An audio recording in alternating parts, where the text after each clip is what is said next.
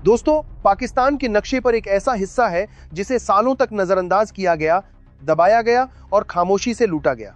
लेकिन आज वही हिस्सा पाकिस्तान के लिए सबसे बड़ा सिरदर्द बन चुका है।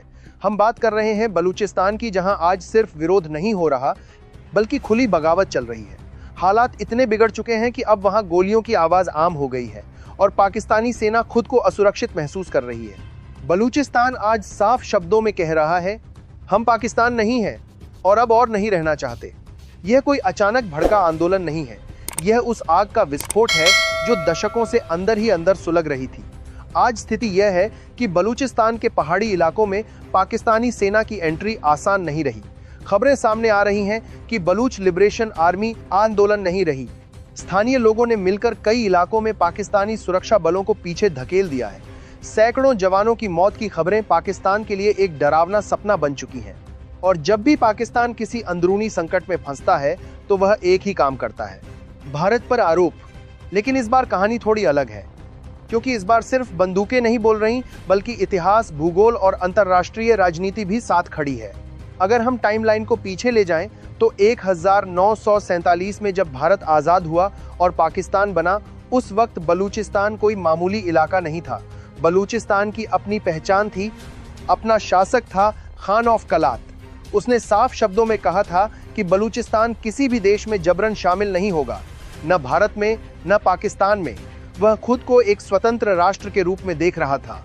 लेकिन 1948 आते आते तस्वीर बदल गई। पाकिस्तान ने बिना जनमत संग्रह, बिना जनता की सहमति, सीधे सेना भेजकर बलूचिस्तान पर कब्जा कर लिया। बंदूक के दम पर एक पूरे इलाके की किस्मत तय कर दी गई। यही वह पल था जब बलूचिस्तान के दिल में आजादी की लड़ाई का बीज बोया गया। इसके बाद जो हुआ वह दशकों तक चलता रहा।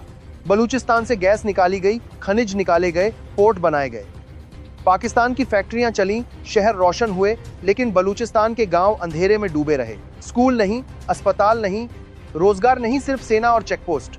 यही असमानता धीरे धीरे गुस्से में बदली और गुस्सा बना हथियार। यहीं से जन्म हुआ बलूच लिबरेशन आर्मी ब्ला का। पाकिस्तान इन्हें आतंकवादी कहता है, लेकिन बलूच लोग इन्हें आजादी के सिपाही मानते हैं। आज हालात ये हैं कि ब्ला सिर्फ छिपकर हमले नहीं कर रही, बल्कि खुलकर पाकिस्तानी सेना को चुनौती दे रही है। महिलाओं का हथियार उठाना इस संघर्ष को और भी खतरनाक बना चुका है, क्योंकि यह दिखाता है कि यह सिर्फ संगठन की लड़ाई नहीं, बल्कि जनता की लड़ाई बन चुकी है। लेकिन कहानी यहीं खत्म नहीं होती। बलूचिस्तान आज सिर्फ पाकिस्तान के लिए समस्या नहीं है, बल्कि चीन के लिए भी सबसे बड़ा सिरदर्द बनता जा रहा है। क्योंकि बलूचिस्तान के दिल में बैठा है चीन का ड्रीम प्रोजेक्ट सीपेक और ग्वादर पोर्ट। अरबों डॉलर का निवेश, समुद्र तक सीधी पहुंच और भविष्य की रणनीति, सब कुछ इसी इलाके पर टिका है। और यही वजह है कि बलूच विद्रोहियों ने चीनी प्रोजेक्ट्स को भी निशाना बनाना शुरू कर दिया है।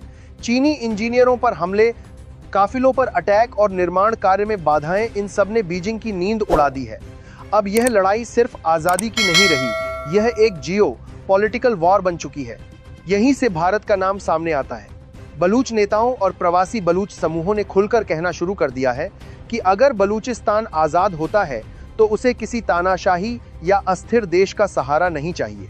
उन्हें चाहिए एक ऐसा लोकतांत्रिक और मजबूत पार्टनर जो उनकी पहचान और सम्मान को समझे। और इस बयान से पाकिस्तान सबसे ज्यादा डरता है। भारत ने अब तक ऑफिशियल तौर पर बहुत संतुलित रुख अपनाया है।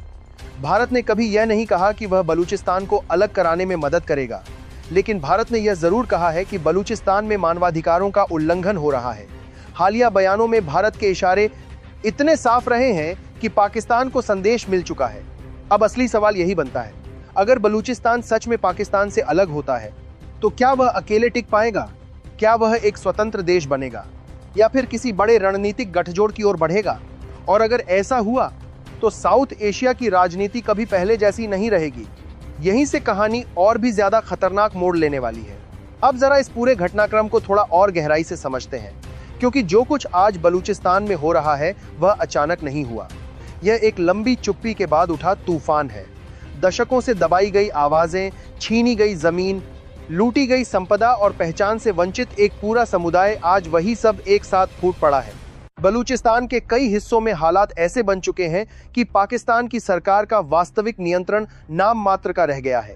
दिन में सरकारी झंडा लहरता है, लेकिन रात होते ही विद्रोहियों का दबदबा दिखाई देता है। सेना के काफिले बिना भारी सुरक्षा के नहीं निकल पा रहे और कई इलाकों में मोबाइल नेटवर्क तक बंद कर दिया गया है ताकि खबरें बाहर न जाएं। लेकिन खबरें रुक नहीं रहीं।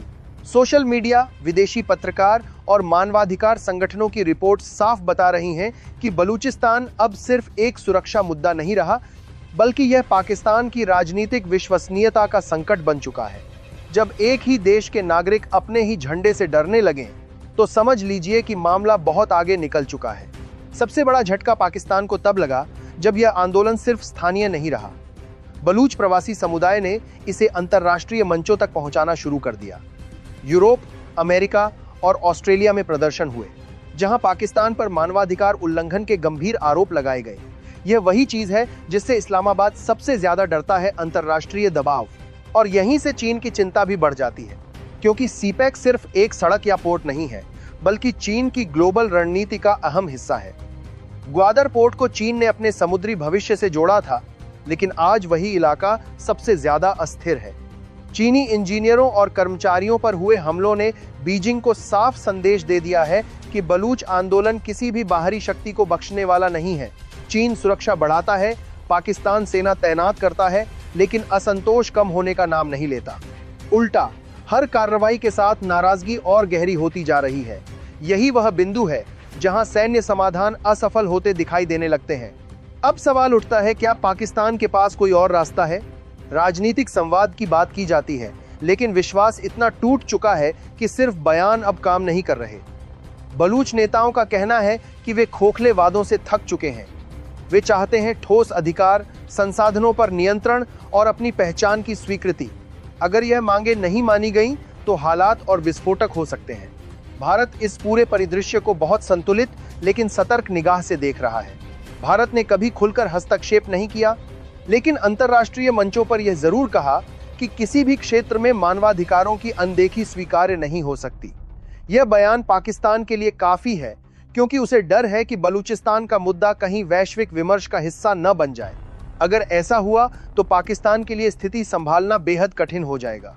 इतिहास गवाह है कि जब भी किसी राज्य ने अपने ही लोगों की आवाज को पूरी तरह कुचलने की कोशिश की, उसका अंजाम लंबे समय तक भुगतना पड़ा।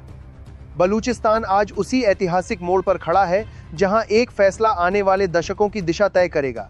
या तो पाकिस्तान वास्तविक सुधार और सम्मान की राह चुनेगा, या फिर वह एक ऐसे विघटन की ओर बढ़ेगा जिसे रोकना उसके बस में नहीं होगा। क्योंकि यह सिर्फ जमीन का सवाल नहीं है, यह पहचान का सवाल है, यह अधिकार का सवाल है, और सबसे बढ़कर यह भविष्य का सवाल है। जब किसी देश का सबसे बड़ा इलाका यह महसूस करने लगे कि वह सिर्फ इस्तेमाल किया जा रहा है, सुना नहीं जा रहा, तो वहां विद्रोह जन्म लेता है। और आज बलूचिस्तान उसी विद्रोह का नाम बन चुका है। आने वाले समय में यह संघर्ष सिर्फ पाकिस्तान की सीमाओं तक सीमित नहीं रहेगा। इसके असर दक्षिण एशिया की राजनीति, चीन की रणनीति और वैश्विक कूटनीति तक महसूस किए जाएंगे। क्योंकि इतिहास कभी अचानक नहीं बदलता, वह पहले संकेत देता है, और बलूचिस्तान आज वही संकेत दे रहा है।